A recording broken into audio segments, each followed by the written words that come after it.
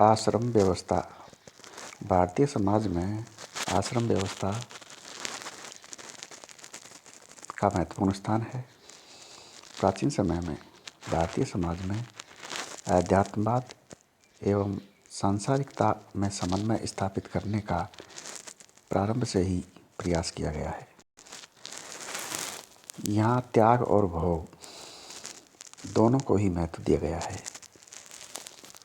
इस देश में व्यक्ति को संसार के प्रति उदासीन रहने को नहीं कहा गया है और न ही सांसारिकता में अपने आप को इतना लीन कर देने को कहा गया है कि वह जीवन के अंतिम लक्ष्य अर्थात मोक्ष प्राप्ति को ध्यान में नहीं रखे।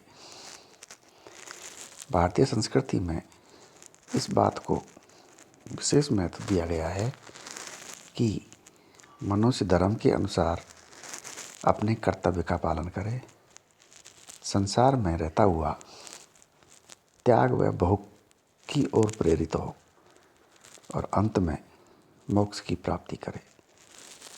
इसी लक्ष्य को ध्यान में रखकर हमारे यहाँ एक व्यक्ति के संपूर्ण जीवन को 4 भागों में बांटा गया और प्रत्येक भाग में एक विशेष प्रकार की आचार संहिता प्रस्तावित की गई। जीवन की इसी व्यवस्था को आश्रम व्यवस्था के नाम से पुकारते हैं। डॉक्टर प्रभु के अनुसार आश्रम शब्द श्रम धातु से बना है, जिसका अर्थ परिश्रम या उद्योग करने से है। इस दृष्टि से आश्रम शब्द के 2 अर्थ है। पहला, वह स्थान जहाँ प्रयत्न या उद्योग किया जाता है, तथा दूसरा, इस प्रकार के प्रयत्न या उद्योग के लिए की जाने वाली क्रिया। इस अर्थ के आधार पर आश्रम का तात्पर्य ऐसे क्रिया स्थल से है जहाँ कुछ समय ठहरकर व्यक्ति उद्यम करता है। शाब्दिक अर्थ की दृष्टि से कहा जाए तो आश्रम ठहरने या विश्राम करने का एक स्थान है जहाँ व्यक्ति कुछ समय तक रहकर अपने आप में आवश्यक गुणों का विकास करके अपने को आगे की यात्रा के लिए तैयार करता है। इस प्रकार आश्रम स्वयं में कोई लक्ष्य न होकर लक्ष्य प्राप्ति का एक साधन है। प्रभु ने बताया कि आश्रम को जीवन के अंतिम लक्ष्य मोक्ष प्राप्ति हेतु व्यक्ति द्वारा की जाने वाली यात्रा के मार्ग में पड़ने वाला विश्राम स्थल मानना चाहिए। आश्रम व्यवस्था के अंतर्गत एक आश्रम में रहता हुआ व्यक्ति अपने आप को दूसरे आश्रम या अवस्था के योग बनाता है। महाभारत में व्यास जी ने बताया कि जीवन के 4 आश्रम व्यक्तित्व के विकास की 4 सीढ़ियाँ हैं। इन पर क्रम से चढ़ते हुए व्यक्ति ब्रह्म की प्राप्ति करता है। भारतीय संस्कृति में मानव के 4 प्रमुख कर्तव्य धर्म, अर्थ, काम और मोक्ष माने गए हैं। इन कर्तव्यों को पुरुषार्थ कहा गया है। आश्रम के द्वारा इन चारों कर्तव्यों की पूर्ति का प्रयत्न किया जाता है। कर्तव्य की पूर्ति के इस प्रयत्न को आश्रम की संज्ञा दी गई है, क्योंकि इन कर्तव्यों की पूर्ति के लिए प्रत्येक स्तर पर श्रम करना पड़ता है और एक आश्रम की सफलता दूसरे आश्रम के कर्तव्यों को भी सरल बना देती है। इस प्रकार स्पष्ट है कि आश्रम व्यवस्था वह अपूर्व व्यवस्था है जो हिंदू जीवन को विभिन्न स्तरों में विभाजित कर व्यक्ति को समय विशेष के लिए प्रत्येक स्तर पर रखकर उसे भावी जीवन के लिए इस प्रकार तैयार करती है कि वह अपने प्रयास द्वारा समस्त दायित्वों को प्राथमिकता के आधार पर क्रमबद्ध रूप से पूर्ण करता हुआ जीवन के अंतिम लक्ष्य मोक्ष की प्राप्ति कर सके। आश्रम व्यवस्था के अंतर्गत व्यक्ति की आयु को 100 वर्ष मानकर उसके संपूर्ण जीवन को 4 बराबर भागों में विभाजित किया गया है। इस प्रकार जीवन को 25-25 वर्ष के 4 आश्रमों ब्रह्मचर्य, गृहस्थ, वानप्रस्थ तथा संन्यास में बांटा गया है। इन चारों आश्रमों में क्रम से रहता हुआ व्यक्ति धर्म, अर्थ, काम और मोक्ष नामक 4 पुरुषार्थों की प्राप्ति करता है। इन चारों उद्यमों का एक दूसरे के साथ इतना निकट का संबंध है कि एक आश्रम के कर्तव्यों को निभाए बिना व्यक्ति दूसरे आश्रम से संबंधित दायित्वों को ठीक से पूर्ण नहीं कर सकता।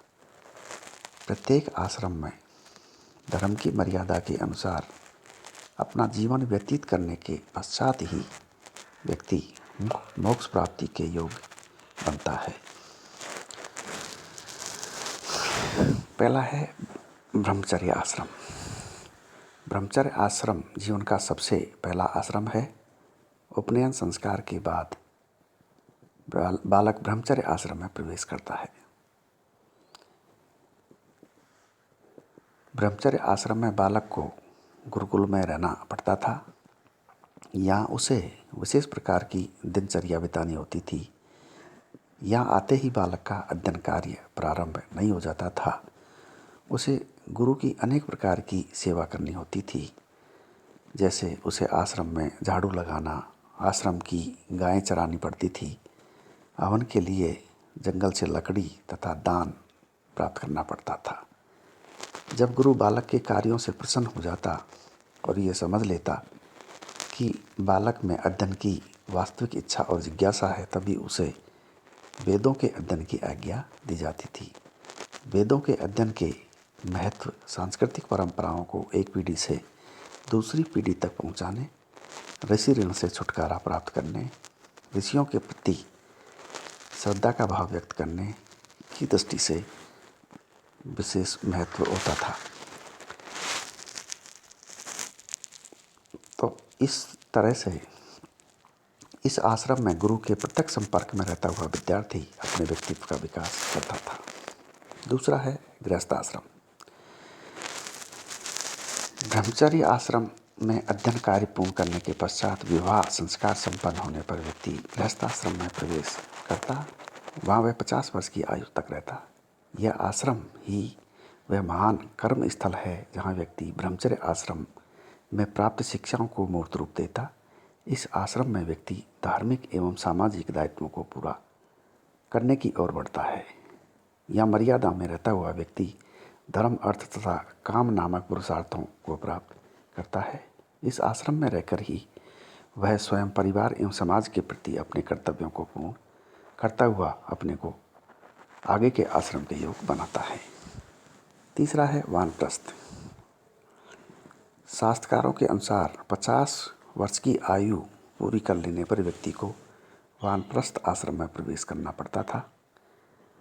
इस आश्रम में जब गृहस्थ यह देखे कि उसके शरीर की त्वचा शिथिल हो गई है, उसमें झुर्रियाँ पड़ गई है, बाल पक गए हैं, पुत्र के भी पुत्र हो गया है, तब विषयों से मुक्त होकर यह वह आश्रम स्थल है जहाँ 50 वर्ष की लगभग अवस्था हो जाने पर व्यक्ति संस्कार के सुख वासनाओं की भूख से ऊब उठता था तथा वन की राह लेता था। यहाँ वह आत्म निर्गही, तपस्वी, निरपराध जीवन व्यतीत करता था। चौथा है संन्यास।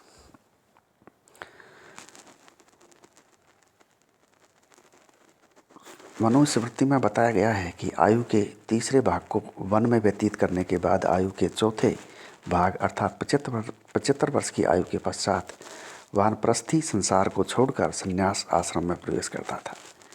अब वह सामाजिक और सांसारिक संबंधों को पूर्णतया अलग हो जाता था।